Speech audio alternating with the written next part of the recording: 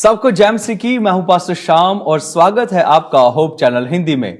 और मैं आपका स्वागत करता हूं हमारे सैबथ स्कूल पाठ में, जिसका मुख्य शीर्षक है 3 स्वर्गदूतों का संदेश। और आज हम 10वें लेसन में हैं, जिसका मुख्य शीर्षक है शैतान का अंतिम धोखा। और आज मेरे साथ इसी वार्तालाप में, इसी लेसन स्टडी के अंदर शामिल हैं हमारे अतिथि डॉक्टर रेबेका मैम और पास्टर जॉनसन जी। अब ये हम आज के जो लेसन देख रहे हैं, जो 9 लेसन हम पीछे भी देख चुके हैं, उसके अंदर हम एक चीज को देख रहे हैं बार बार कि शैतान किस तरीके से गुमराह कर रहा है, शैतान किस तरीके से इन अंतिम दिनों के अंदर लोगों को परमेश्वर के वचन से, सच्चाई से जो है अलग कर रहा है। आज हम बात करेंगे शैतान के अंतिम धोखे के विषय में। तो पास्टर जॉनसन जी, मैं आपसे जानना चाहता हूं, परमेश्वर इस वचनों में हमें क्या बताना चाहता है? वो कौन सा धोखा है, अंतिम धोखा? यहाँ पर जो शैतान है हमें हर तरीके से धोखे में फंसाता है, और इस जो सप्ताह में हम सीखने जा रहे हैं उसके अलग अलग प्रकार के धोखे, किस प्रकार वो हमें फंसाता है। और यहाँ आज का याद वचन जो है वो यूहन्ना 17 है। यहाँ पे हम देखते हैं, यहाँ लिखता है, सत्य के द्वार को उन्हें पवित्र कर, तेरा वचन सत्य है। सत्य है जी। यहाँ एक सच्ची घटना का जिक्र किया गया है कि शिकागो शहर की सुबह की सवेर, सितंबर का महीना, और लेक मिशिगन से अभी उगता हुआ सूरज, और कहते हैं कैनेडी एक रोड सड़क है जिस पर बहुत बड़ा जो है ट्रैफिक का जाम लगा हुआ है, और बच्चे स्कूल जा रहे हैं। लेकिन एक ऐसी खबर जिसने लोगों को इतना भयभीत किया और फैलने लगी, और उनके हृदयों में जो डर की भाव जो है वो बढ़ने लगा शिकागो के शहरवासियों के। और वो खबर ये थी कि कुछ लोग बीमार हो रहे हैं और वो कुछ ही घंटों में मर रहे हैं। और जब उसकी छानबीन हुई कुछ समय के बाद, तो कहने लगे कि पता लगा कि टायनोल नाम का एक कैप्सूल जो लोग ले रहे थे उसमें जहरीला जहर था, जिससे लोग बड़ी तेजी से मर रहे थे। और इसी प्रकार प्रकाश्य वाक्य में हम देखते हैं कि बाबिलोन जो है वो अपनी जो मदिरा है वो इस संसार के वासियों को बुला बुला के पिला रहा है। वो बाबिलोन को पिला रहा है, और कहते हैं कि वो मदिरा जो है बाबिलोन क्या है, वो है गलत शिक्षा परमेश्वर के विरोध में, और लोग उस गलत शिक्षा को ग्रहण कर रहे हैं, लेकिन अंत में क्या है, उसकी मृत्यु है। लेकिन इसके साथ ही प्रभु यीशु मसीह जो है वो अपने लोगों से इतना प्यार करते हैं कि उन्होंने भी एंटीडोट जो मेडिसिन है उस बनाई हुई है, और वो 3 स्वर्गदूतों के संदेश के द्वारा अपने लोगों को बचाना चाहते हैं। लेकिन आज तक इस बात का पता नहीं चला कि वो दवाई टायनोल कैप्सूल में वो जहर जो है किसने मिलाया था। जी, बहुत धन्यवाद इस अच्छे प्रकाशन के लिए। ये एक बहुत ही गहन चिंतन की बात है कि आज जो है हमारे चर्च के अंदर गलत शिक्षाएं आ चुकी हैं। ये अंतिम धोखा है शैतान का। यहां पर मैं आपसे जानना चाहता हूं, वो मार्ग जो मनुष्य की दृष्टि में ठीक प्रतीत होता है, वो कौन सा मार्ग है और किस विषय में बाइबल यहां पर हमें प्रकाशित करती है? जी मैम। ये यहाँ पे जो है मरकुस 13 के 22 में लिखा हुआ है जी। उस समय कोई तुमसे कहे कि मसीह यहाँ पे है या वहाँ पे है जी। तो उसका विश्वास नहीं करना जी। और अपने मन की नहीं सोचना है जी। क्योंकि हम सोचते हैं कि ये हमारा रास्ता जो है वो सच्चाई का रास्ता है। जी। फिर यहाँ पे कह रहा प्रकाशित वाक्य 12:9 में, वो बड़ा अजगर जो सांप या इब्लीस कहलाता है, वो सारे संसार को भरमाने वाला पशु है जी। और पृथ्वी पे गिरा दिया गया। जी। ठीक है, उसके दूत उसके साथ गिरा दिए गए। जी। तो कह रहा है वह तुरही के बड़े शब्द के साथ अपने दूतों को भेजेगा और वे आकाश से इस छोर से उस छोर तक चारों दिशाओं में उसके चुने हुए लोगों को इकट्ठा करेंगे। ये तो होगी उसकी दूसरी आमद। ओके, लेकिन ये जो है उससे पहले जो है शैतान पूरे कोशिश में है कि किस तरीके से वो लोगों को भरमाए, आखिरी धोखा दे। लेकिन यहाँ पे ये भी कह रहा है प्रकाशिता के 14:12 में कि पवित्र लोगों का धीरज इसी में है कि परमेश्वर की आज्ञाओं को मानते रहें और उस पर विश्वास करते रहें, तो हम उसके धोखे में नहीं पड़ सकते। परमेश्वर हमें उसके धोखे से बचा सकता है। लोग अक्सर अपनी समझ से काम लेते हैं, वो ये सोचते हैं कि जो हम कर रहे हैं वो सही है, लेकिन नीति वचन में बताया गया कि अपनी समझ पे काम नहीं ले। जी, अपनी समझ से काम नहीं ले। परमेश्वर की समझ से, परमेश्वर जो समझाता है, वचन जो बताता है, उसके मुताबिक हमें काम करना चाहिए। यहाँ पे कह रहा है कि हम कभी कभी सोचते हैं अरे ये दूसरा बता रहा है या ये कुछ हमने सुना है, लेकिन हम सोचते हैं नहीं, मुझे किसी की सुनने की ज़रूरत नहीं है, क्योंकि मैं बहुत बड़ी हो गई हूँ, मुझ में बहुत अकल है। जब ऐसा करते हैं तो हम अपनी सोच पे होते हैं और फिर हमसे गलतियों पे गलतियाँ होती जाती हैं और फिर हमें वहाँ से निकलने में परेशानी होती है। इसलिए हमें परमेश्वर के वचन पे ध्यान देना है, अपने आप को पूरी तरीके से उसी में डुबो के रखना है, उसकी आज्ञाओं का पालन करना है। पवित्र आत्मा के द्वारा हमें उसको समर्पित होना है और परमेश्वर के साथ बने रहना है। आज के समय में जो सबसे कमजोर कड़ी है हमारे जीवन के अंदर वो यही है कि आज के समय में लोग बाइबल नहीं पढ़ते, बल्कि वो दूसरी जो शिक्षा दे रहे हैं उनको सटीक समझते हैं, और यही एक बहुत बड़ी कमजोरी है जो मनुष्य की दृष्टि में ठीक दिखता है। प्रिय मित्रों, आप कहीं मत जाइएगा, इस चर्चा को हम यूं ही बनाए रखेंगे। मिलते हैं एक छोटे से ब्रेक के बाद। प्रिय दर्शकों, स्वागत है फिर से आपका सैबथ स्कूल लेसन में, और आज हम देख रहे हैं एक गहन चिंतन को जिसका शीर्षक है शैतान का अंतिम धोखा। अब यहां पर एक सवाल उठता है पास्टर साहब, यहां पर एक बात आती है, एक झूठ फैलाया जाता है और हर जगह वो झूठ है अमरता के विषय में, कि अमरता का एक पुराना झूठ जो है वो आज भी हमारे जीवनों में, हमारे लोगों में, भाई बहनों में काम करता है। मैं चाहता हूं कि शैतान के इस अंतिम धोखे में इसके ऊपर भी थोड़ा प्रकाश डाला जाए।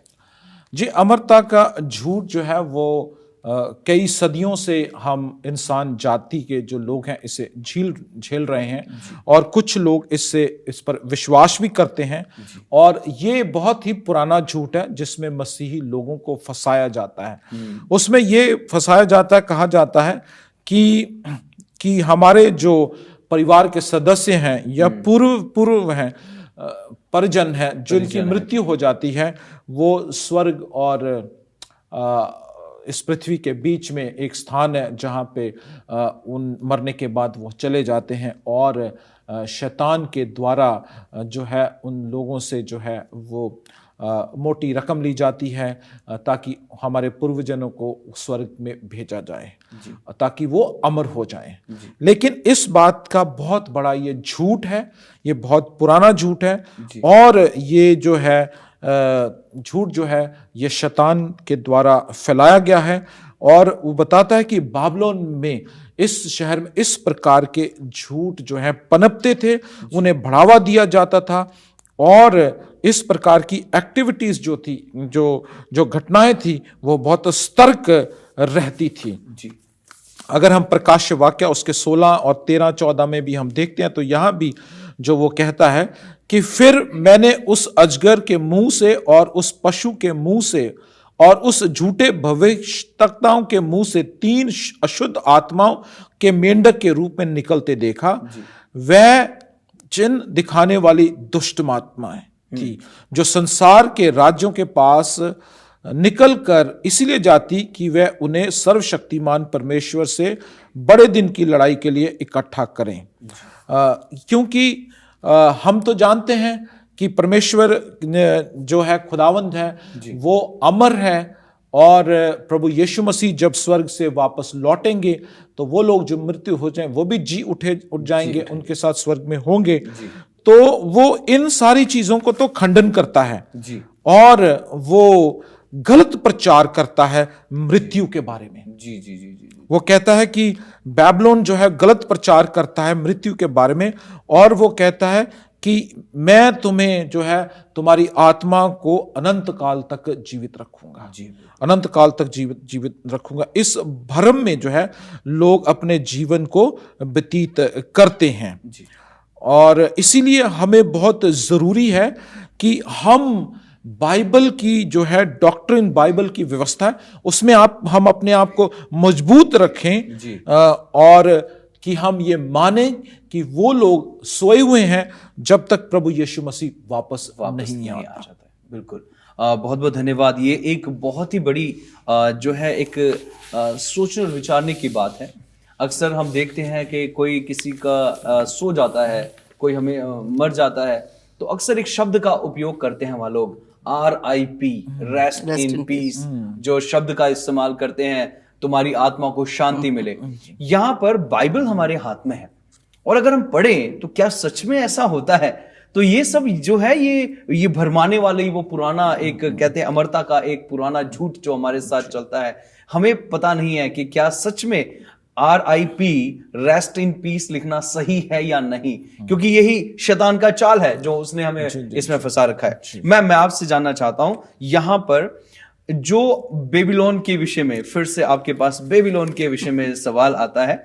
ये कहता है सूर्य, ये जो बेबीलोन था ये सूर्य की पूजा का केंद्र था, जहां सूर्य की सबसे ज्यादा पूजा होती थी। जी मैम, इसके ऊपर प्रकाश डालें।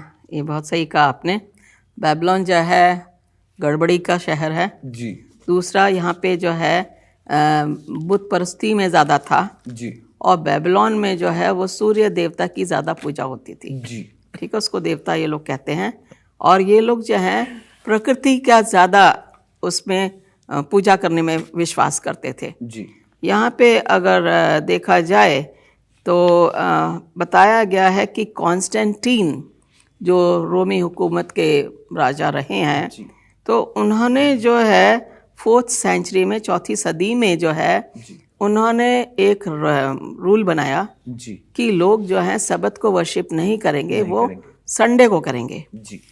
उनका ये मकसद था कि उनको सूर्य की पूजा करना बहुत अच्छा लगता था। जैसे आपने देखा होगा संडे, डे ऑफ सन, ठीक है। तो इसलिए उन्होंने जो कहा कि कोई भी लोग जो हैं परमेश्वर की जो आराधना करेंगे वो सैटरडे नहीं करेंगे, वो सबत को संडे करेंगे, क्योंकि संडे जो है सूर्य देवता का दिन है और वो चाहते थे कि सब उसी दिन जो है वो दिन को छुट्टी दी जाए और सबत के दिन काम किया जाए। एग्रीकल्चर का काम है, दूसरे काम है। तो यहाँ पे इन्होंने जो है इसको चेंज किया AD 321 सदी में, ठीक है। ये वहाँ पे जो हो गया, इसलिए जो है पहली जो संडे लॉ जो स्थापित हुई है वो 3री सदी में, 4थी सदी में हो गया, AD 321 में। और यहाँ पे इन्होंने जो है देखा जाए तो ये पोप को इन्होंने अथॉरिटी दे दी। जब रोमन कॉन्स्टेंटीन का एम्पायर खत्म हो जाता है तो वो जो बिशप जो था उसने सब अपने हाथ में पावर ले ली। जी बिल्कुल। और फिर उसको जो है पावर दी गई कि वो पूरे उसका स्थापित करेगा चर्च को। जी। और इस तरीके से पोप को जो है अधिकार दिया गया। कह रहे ना, पशु ने उसको अपना अधिकार दिया। तो ये वही अधिकार है कि जब हम देखते हैं कि पोप्स जो हैं, वहाँ से हमने नाम सुना है पोप। जी, है ना। और आज भी जो है ये पोप जो है स्थापित है और ये जो है संडे को ही वर्शिप करते हैं। जी। आप देखेंगे आगे मैं बताऊंगी जो है कि उसमें बताया गया है कि पोप अपने आप कहते हैं हमें ये अथॉरिटी मिली है कि हम इस जमीन पे, पृथ्वी पे कुछ भी बदल सकते हैं। जी। अगर दानियल 7:25 में देखें तो उसने बोला वो परम की व्यवस्था को उसके पलटेगा और उसके लिए बुरे शब्द कहेगा। जी। और वो जो है लोगों को भड़काएगा। तो ये वही है जो कि पोप कर रहा है। जी। फिर बाइबल में ये भी लिखा है कि वो जो है उसका अंत आएगा। जी। जो उसको वुंडेड, उसको घायल होगा, जो है उसके घर जो है ठीक हो जाएगा, वो दोबारा उसकी स्थापना हो जाएगी पोप की। और आज हम उस स्टेज में हैं कि जहाँ पे पोप दोबारा से पोपियत रोम में बस गई है। जी बिल्कुल, धन्यवाद मैम।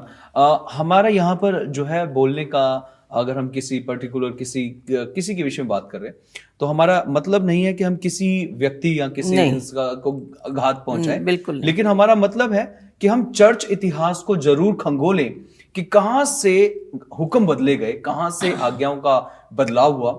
ये जानना हमारे लिए बहुत जरूरी है, क्योंकि एक जगह मैं पढ़ रहा था, सुन रहा था किसी को, वो कहते थे कि ये सब मन घड़त बातें हैं, तो बाइबल में ऑलरेडी बताया गया, ऑलरेडी है, और चर्च इतिहास को हमें पढ़ना बहुत जरूरी है। मित्रों, आप हमारे साथ बने रहें, क्योंकि ये चर्चा यूं ही चलती रहेगी। मिलते हैं एक ब्रेक के बाद। साथियों, स्वागत है फिर से आपका सैबथ स्कूल के इस पाठ में। ये बहुत महत्वपूर्ण पाठ है हम सब के लिए, क्योंकि इसमें हम जान रहे हैं कि शैतान किस तरीके से आज के समय में चर्च के अंदर, कलीसिया के अंदर कार्य कर रहा है। ये उसका एक अंतिम धोखा है जो हमें दे रहा है, हमें बचना है इससे। और इस समय हम जानते हैं कि जब परमेश्वर बुलाता है, हम भक्ति करते हैं, और यहां पर परमेश्वर उस भक्ति की, उस विश्वास योग्यता के लिए परमेश्वर की एक बुलाहट आती है। तो मैं पास्टर जी आपसे जानना चाहता हूं, क्या है ये बुलाहट?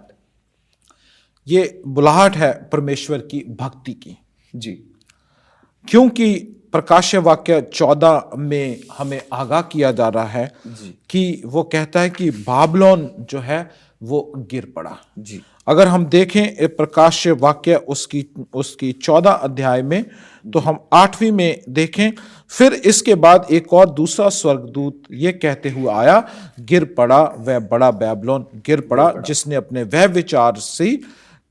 विचार की मधुरा से सारी जातियों को पिलाई। तो यहां देखते हैं कि एक बुलाहट आ रही है परमेश्वर के लोगों के लिए, जो परमेश्वर के वफादार लोग हैं।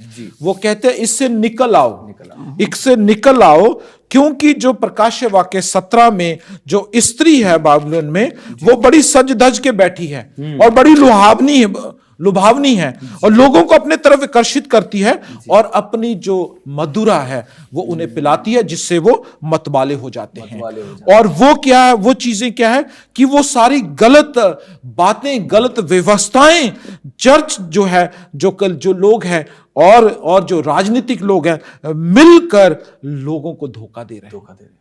जी, मिलकर लोगों को धोखा दे रहे हैं। और ये सबसे बड़ी जो है कंट्रोवर्सी है, सबसे बड़ी कंट्रोवर्सी जिसे हम कहते हैं विवाद जो है, सबसे बड़ा विवाद है शैतान और परमेश्वर के लोगों के बीच में। और फिर हम देखते हैं कि जो परमेश्वर के लोग हैं उन्हें प्रताड़ित किया जा रहा है, उन्हें दबाया जा रहा है। लेकिन यहां कहता है कि पवित्र आत्मा उनके साथ होगी और वो अपनी कमिटमेंट, अपनी वफादारी में बने रहेंगे, अपनी प्रतिबद्धता में बने रहेंगे। और कहते हैं कि उनकी वफादारी को कोई भी नहीं तोड़ पाएगा।